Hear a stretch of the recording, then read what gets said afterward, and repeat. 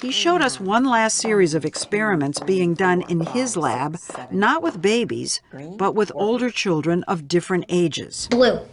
The kids get to decide how many tokens they'll get versus how many will go to another child they're told will come in later. I love coins. They're told the tokens can be traded in for prizes. So you can say green, and if you say green, then you get this one, and the other girl doesn't get any. Or you can say blue, and if you say blue, then you get these two, and the other girl gets these two. So, green. Green. The youngest kids in the study will routinely choose to get fewer prizes for themselves Green. just to get more than the other kid.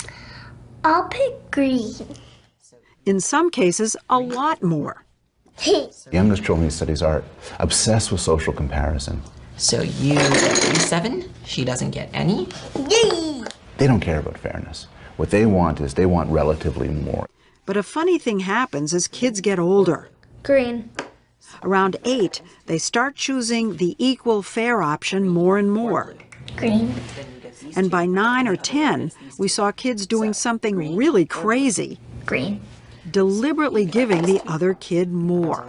Green or blue? Green. They become generous. Chalk one up to society. They've already been educated.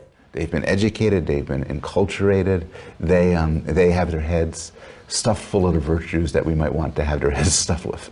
Culture and education. So we can learn to temper some of those nasty tendencies we're wired for, the selfishness, the bias.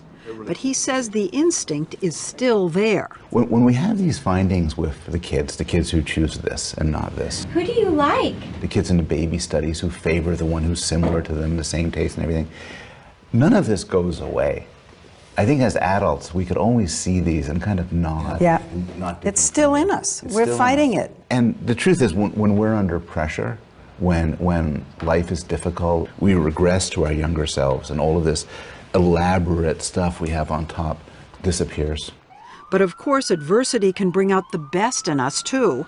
Heroism, selfless sacrifice for strangers, all of which may have its roots right here.